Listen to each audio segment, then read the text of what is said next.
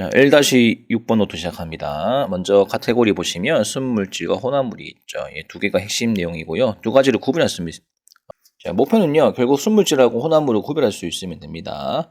일단 순물질의 뜻을 잠깐 볼게요. 순물질은 섞이지 않고 한 가지 물질로만 이루어진 물질입니다.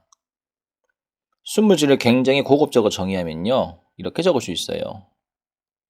녹는 점과 끓는 점이 일정한 녀석이라고 하시면 되겠습니다. 요 하위 카테고리 호돈수 물질하고 화합물 개념은요, 이번 교육 과정에서 안 나오거든요. 안 나오는데, 근데 제가 좀 걱정이 되는 것은 원소 기호를 모르고 이 하위 카테고리를 모르고 순물질을 공부하게 되면 좀 헷갈리는 게 있어요. 예를 들면 호돈수 물질은 뜻이 뭐냐면 한 종류의 원소로만 이루어진 물질이거든요. 여기까지는 좀 납득이 가요. 왜냐면 철은 Fe, 질소는 N2, 이게 질소거든요. 수소 H, 산소 O, 오존도 산소가 3개 섞인 흑연 C, 다이아몬드 C. 결국은 원소가 한 종류로 구성되어 있는 거거든요. 얘가 순물질로 인정받는다고. 근데 화합물 보시면 화합물은 두 종류 이상의 원소로 이루어진 물질이거든요. 예를 들면 물 같은 경우는 여러분 순수하다는 걸 알고 있죠. 순물질인 걸 알고 있죠. 그런데 원소 기호로 구성된 화학식을 보시면 수소하고 산소 원자 이렇게 두 종류로 구성된 게 물이거든요. 얘가 순물질이라고요. 너희는 지금 순물질 정의하기로 한 가지 물질로만 이루어진다고 그랬는데 여기는 두 가지 이상의 원소로 구성된 물질. 선생님이 헷갈리는데 이렇게 말할 수 있단 말이야. 그래서 저는 이제 이게 원소기를 먼저 배우고 혼합물을 배웠으면 좀 안 헷갈릴 건데 지금 순서가 혼합물이 먼저 앞에 나와 있고 그 원소 기호가 저 뒤에 기말고사 파트에 나와 있거든요. 그래서 학생들이 좀 혼란스러울 수 있어요. 그래서 제가 좀 이제 이걸 어떻게 할까 고민하다가 괜히 원소 기호를 선행학습 했다가는 또 피를 보니까 그래서 저는 그냥 여러분들 걱정하지 마시고 그냥 외우세요. 자, 물, 순물질, 이산화탄소, 순물질, 소금, 순물질, 염화나트륨이죠. 암모니아, 순물질, 요 4개 정도는 좀 여러분이 외워주시면 좋을 것 같습니다. 그래서 정리해보면은 순물질이라는 개념이 이렇게 한 가지 물질로만 이루어진 물질이다.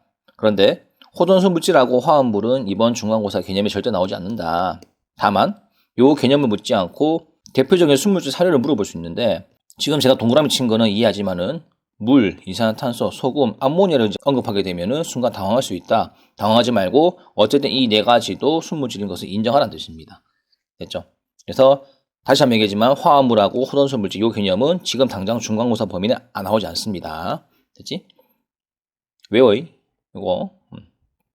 일단 혼합물 뜻입니다. 혼합물은 뭐 뜻이 간단해요. 2가지 이상의 순물질이 섞여 있는 물질이죠. 예를 들면은 공기 잠깐 볼까요? 공기는 이거 번역하면 질소거든요. 산소고 아르곤, 수증기, 이산화탄소. 깨끗한 공기라는 뜻이 뭐냐? 깨끗한 질소와 깨끗한 산소와 깨끗한 아르곤 등등이 짬뽕된 깨끗한 집합체를 말합니다.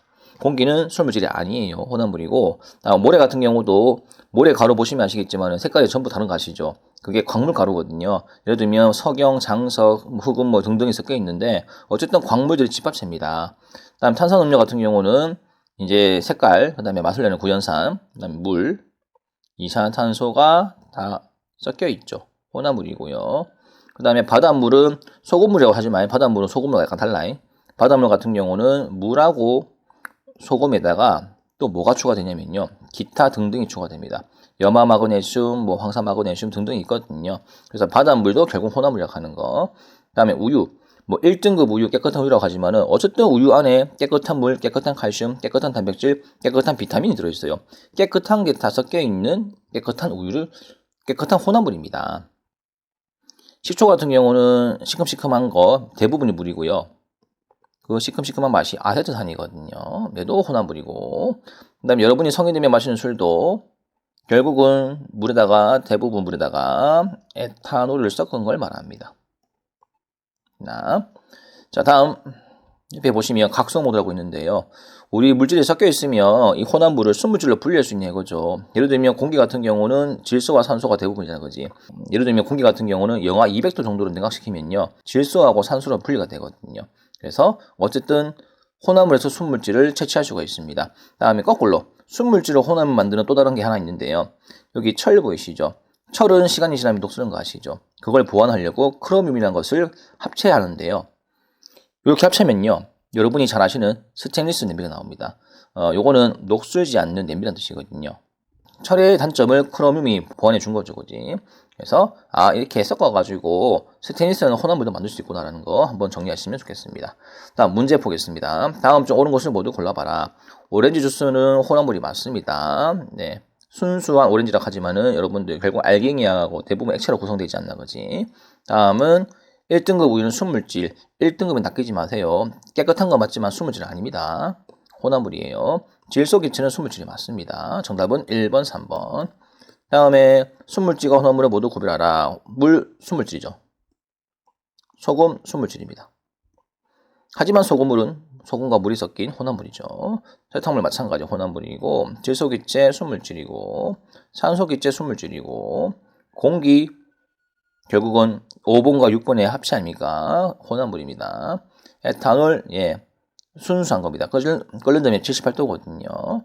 됐나? 그래서 정답은 1, 2,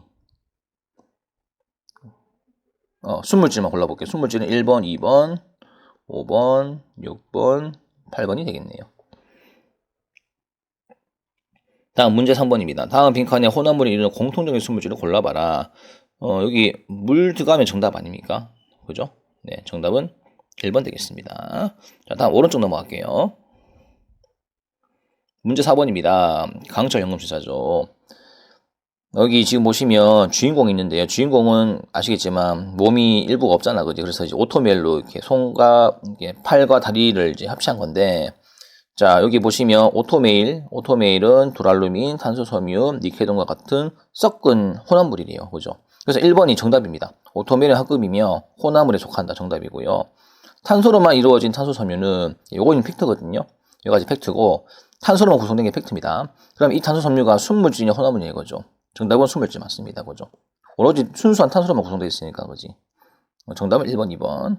균일 혼합물과 불균일 혼합물. 자, 균일 혼합물 같은 경우는 성분 물질이 고르게 섞인 겁니다. 탄산음료, 식초, 공기가 전부 고르게 섞여 있어요. 다음 불균일 같은 경우는 거꾸로입니다. 고르지 못한 거. 고르지 않게 섞인 거. 어떤 거는 가라앉고 어떤 거 뜨는. 네. 밑에 주스 맛과 위에 주스 맛이 다른 거. 시간이 지나면 가라앉는 것들 있죠. 과일 주스, 우유 외에 시간 지나면 밑에 뭐 이렇게 가라앉지 않나? 단백질하고 지방 같은 것들이. 그 다음에 된장찌개 마찬가지죠. 버블티 밑에 알갱이 많고 위에 알갱이 없고. 삼계탕 마찬가지죠. 그 다음에 뭐 제가 좋아하는 소풍과 찜닭입니다. 순살찜닭. 이건 제가 수업 시간 때 학생들한테 다 설명했습니다. 온라인상에서는 제가 비밀로 하겠습니다. 자, 다음 심화학습. 물과 소금물의 가열곡선과 능가곡선입니다. 자, 순물질 같은 경우는 이제 물 같은 경우는 순물질이죠. 소금물은 혼합물이고요. 여기 가열곡선이거든요. 근데 물을 보시면 100도 때 딱 누워버리거든요. 아주 심플하고 깔끔하게요. 하지만 소금물을 보시면 이게 대각선 쭉 올라가죠. 그죠? 네, 계속 올라갑니다. 물의 기화를 소금이 방해해서 그래요. 그래서 끓는 점이 올라간다. 반면에 여기 냉각곡선 있죠. 얼리기 시작하면요. 물 같은 경우는 0도에서 아주 양반처럼 얌전하게 심플하게 업니다. 그런데 소금물 같은 경우는 뭐냐면은 물이 얼고 싶은데 소금이 방해하는 거야. 그래서 엄청나게 온도가 떨궈져야지 겨우겨우 물이 이제 어는 거거든요. 이 현상을 가지고 한번 해석해보자 이거죠. 1번 순물질인 물은 끓는 점과 어는 점이 변수가 있나요? 없죠. 일정합니다. 2번 혼합물인 소금은 물보다 아무래도 높은 온도에서 끓습니다. 소금이 물의 기화를 방해하기 때문에 끓는 동안 온도가 계속 올라갑니다. 높아진다. 자, 이번엔 냉각해 볼게요.